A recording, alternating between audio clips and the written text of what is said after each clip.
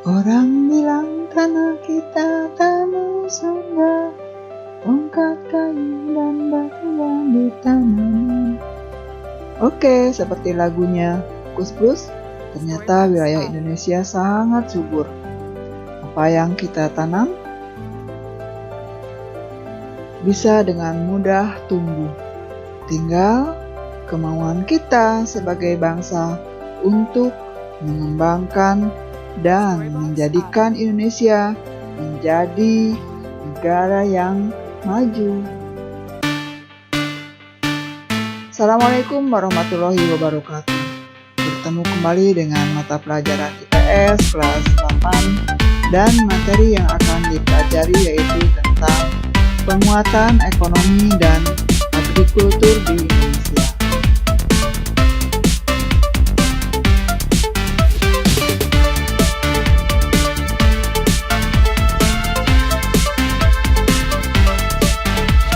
Sebelum menyimak materi ini, terima kasih untuk yang like dan subscribe.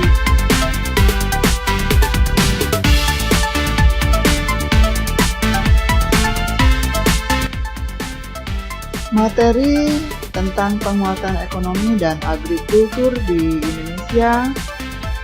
Poin-poin yang akan dipelajari yaitu yang pertama tentang penguatan ekonomi maritim, penguatan agrikultur di Indonesia,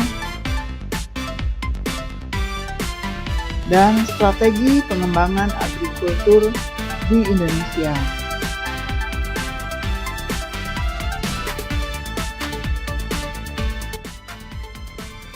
Yang pertama, penguatan ekonomi maritim. Aktivitas ekspor dan impor diperlukan barang atau jasa sebagai komoditas perdagangan antar negara. Untuk mendukung ketersediaan komoditas perdagangan antar negara atau internasional, perlu upaya peningkatan ekonomi maritim. Sebab sektor ini merupakan unggulan yang dimiliki oleh negara Indonesia.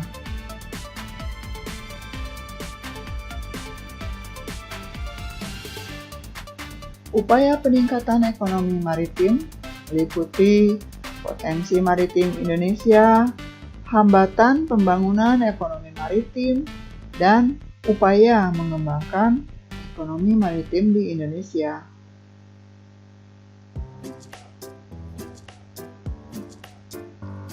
Potensi ekonomi maritim di Indonesia. Coba perhatikan gambar di atas.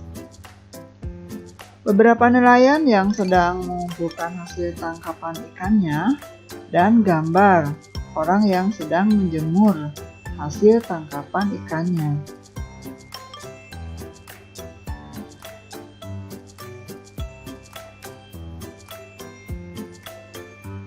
Ekonomi kelautan merupakan kegiatan ekonomi yang dilakukan di wilayah pesisir dan lautan, serta di darat yang menggunakan sumber daya alam dan jasa-jasa lingkungan kelautan untuk menghasilkan barang dan jasa.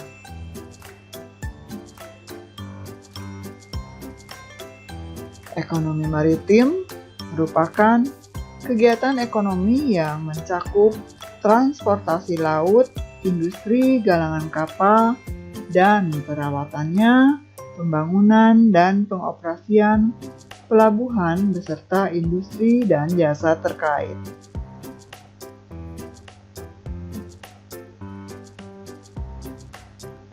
Kesamaan dari ekonomi kelautan dan ekonomi maritim yaitu keduanya sama-sama bertujuan untuk meningkatkan kesejahteraan umat manusia.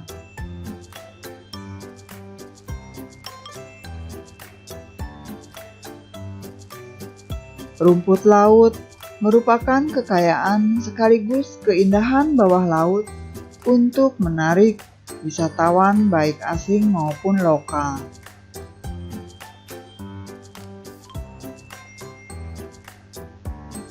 Menurut Kementerian Kelautan dan Perikanan, terdapat 108 kawasan konservasi perairan dengan luas 15,78 juta hektar yang diharapkan dapat meningkat menjadi sekitar 20 juta hektar pada tahun 2020.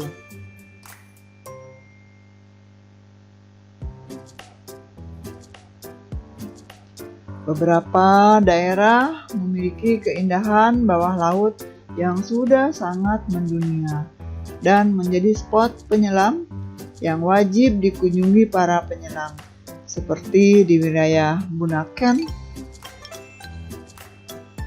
Sulawesi Utara, kemudian wilayah Raja Ampat, di wilayah Papua Barat, Labuan Bajo, dan di wilayah Wakatobi.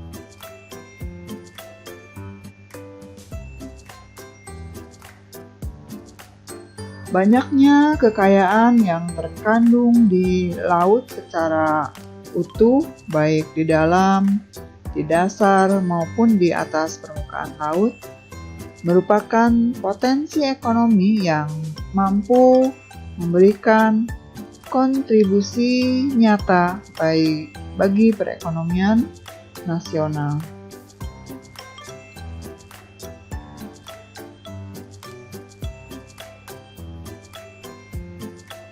Pandangan ekonomi paling sederhana memberikan tuntunan tentang bagaimana suatu perekonomian dapat bekerja dengan baik dari 3 kondisi dasar dalam bentuk pertanyaan, yaitu apa yang harus diproduksi, bagaimana berproduksi,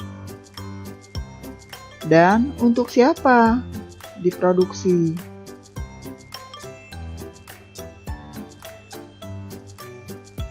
Gambaran nyata kondisi pengelolaan sektor kelautan sebagian besar belum digarap dengan penuh perhatian dan kemauan.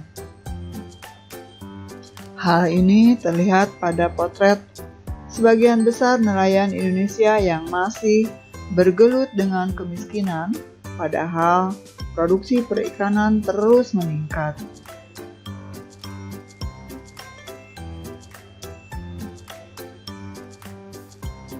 Daya saing domestik yang lemah menyebabkan kegiatan pengangkutan atau transportasi laut maupun eksploitasi sumber daya mineral di wilayah perairan nasional masih banyak dilakukan oleh pihak asing.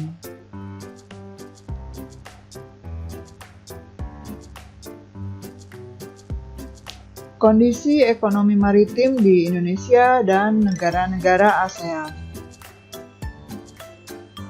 Keprihatinan terhadap sektor kelautan nasional mengharuskan adanya kebijakan strategis untuk mempercepat pengembangan keunggulan di berbagai sektor-sektor kelautan. Pembangunan ekonomi maritim ingin menjadikan kekayaan potensi kemaritiman sebagai landasan untuk mengadakan ketersediaan infrastruktur yang berkualitas, terutama di sektor kemaritiman. Maka dengan demikian, iklim bisnis dan investasi maritim yang baik akan berkembang. Pembangunan ekonomi maritim akan membawa industri pada kebutuhan akan sumber daya manusia, kemaritiman, dan inovasi teknologi yang berbasis pada pendidikan kemaritiman yang unggul dan modern.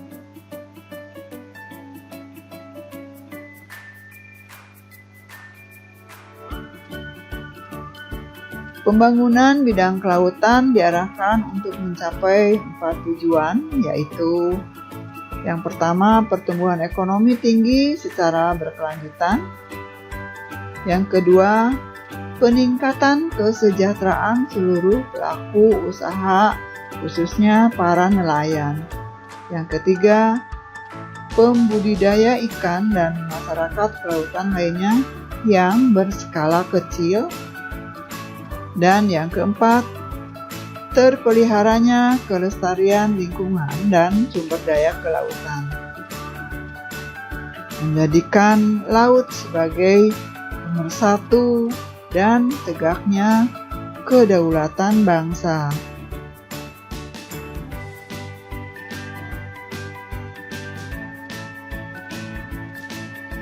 Kondisi ekonomi maritim di Indonesia dilihat dari pertama, sektor budaya. Ditinjau dari segi daya saing, pangsa muatan armada kapal nasional masih tergolong rendah. Industri galangan kapal yang sebenarnya sangat strategis karena mempunyai rantai hulu hilir yang panjang, hingga saat ini belum berkembang.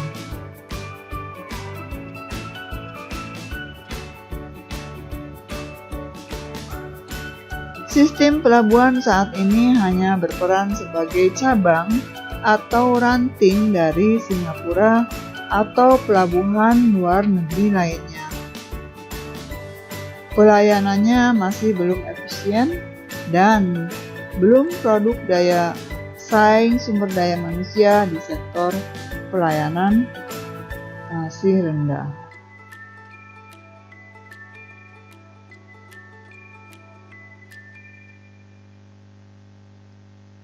Yang kedua, sektor perikanan.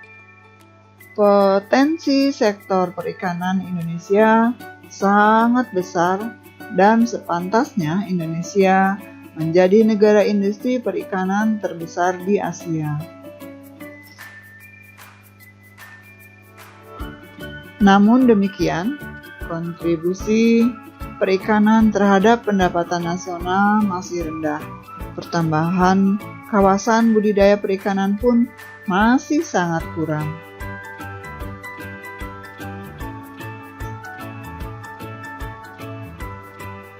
Selanjutnya, sektor pariwisata. Pengembangan pariwisata bahari diyakini dapat mempunyai efek yang dapat menyerap tenaga kerja, meningkatkan pendapatan masyarakat, mendatangkan wisatawan yang berasal dari luar negeri.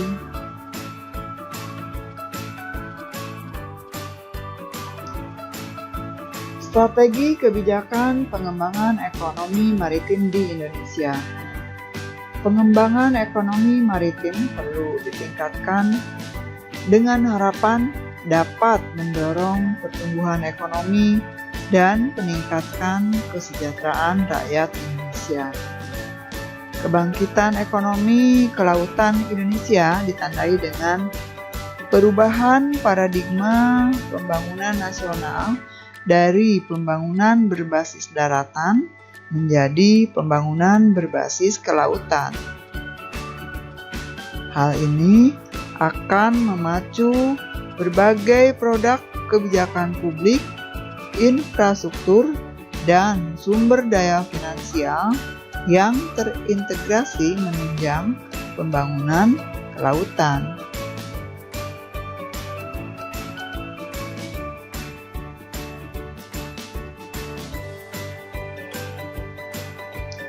Semua produk dari pertanian, tanaman pangan, hortikultura, perkebunan, kehutanan, peternakan, bahan tambang dan mineral, dan manufaktur akan lebih berdaya saing karena biaya logistik akan lebih murah dan pergerakan barang lebih cepat.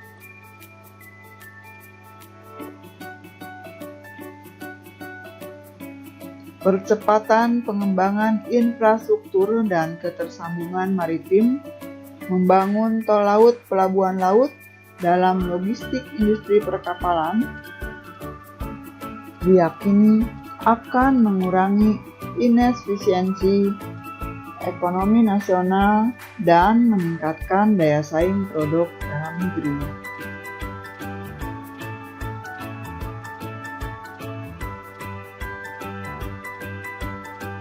Penguatan agrikultur di Indonesia. Ekonomi agrikultur merupakan upaya peningkatan perekonomian dengan memberdayakan sektor pertanian.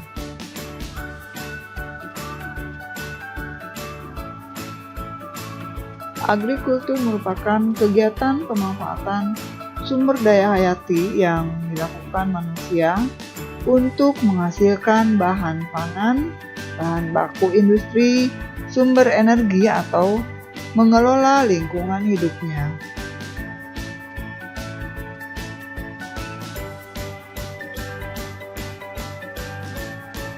Agrikultur dapat pula berupa pemanfaatan mikroorganisme dan bioenzim dalam pengolahan produk lanjutan seperti pembuatan keju dan tempe atau sekedar ekstasi semata seperti penangkapan ikan atau eksploitasi hutan.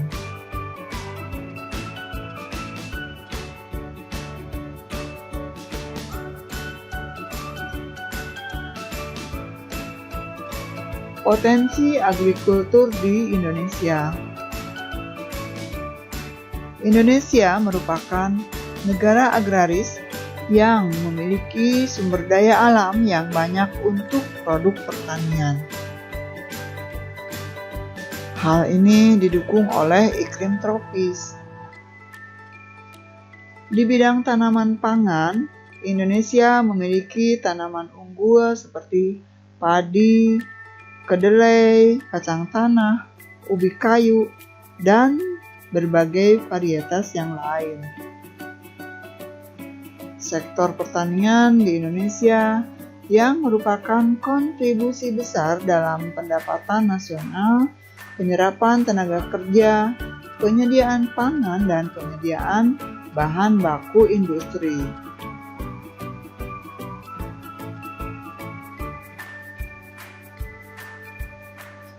Peran agrikultur di Indonesia. Pembangunan sektor agrikultur di Indonesia sampai saat ini masih belum dapat memberikan sumbangan yang tinggi jika dilihat dari tingkat kesejahteraan pelaku sektor dan kontribusinya pada pendapatan nasional.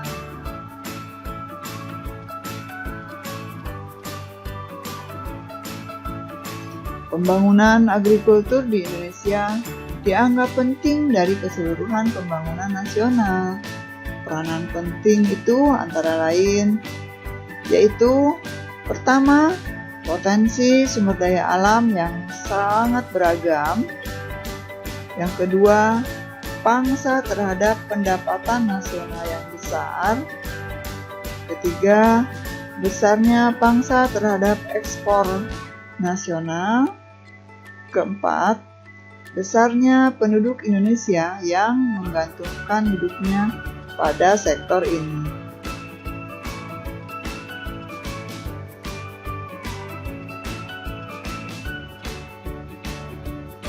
Hambatan pengembangan agrikultur di Indonesia. Pengembangan di bidang agrikultur di Indonesia mempunyai beberapa hambatan, yaitu yang pertama, skala usaha pertanian pada umumnya relatif kecil. Modal yang terbatas, penggunaan teknologi masih sederhana, sangat dipengaruhi oleh musim, pada umumnya berusaha dengan tenaga kerja keluarga, akses terhadap kredit, teknologi dan pasar rendah. Pasar hasil pertanian sebagian besar dikuasai oleh pedagang-pedagang besar sehingga akan merugikan petani. Dan alih fungsi lahan pertanian menjadi lahan non-pertanian. Dan yang terakhir yaitu kurangnya penyediaan benih yang bermutu bagi para petani.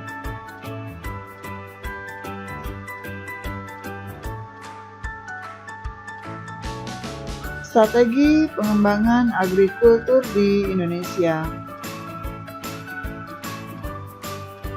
Yang pertama, eco farming.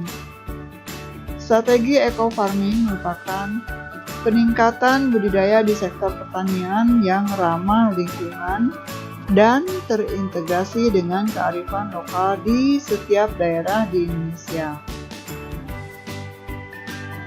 Yang kedua, distribusi. Pupuk secara merata. Langkah ini ditempuh dengan strategi para petani diminta menjumlahkan kebutuhan pupuk untuk kebutuhan tanamannya per hektar selama 1 tahun. Dengan cara ini, pemerintah akan dapat mengetahui kebutuhan pupuk selama 1 tahun sehingga dapat menyediakan stok pupuk sesuai dengan kebutuhan petani. Yang ketiga yaitu perbaikan irigasi. Pertanian yang berhasil tidak lepas dari baiknya sistem irigasi yang diterapkan. Oleh karena itu, pemerintah mengusahakan keterjaminan ketersediaan air untuk pertanian dengan perbaikan atau pengadaan irigasi yang baik.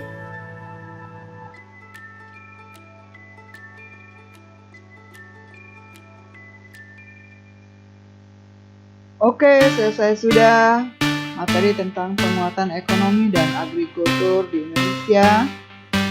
Semoga bermanfaat. Terima kasih. Assalamualaikum warahmatullahi wabarakatuh.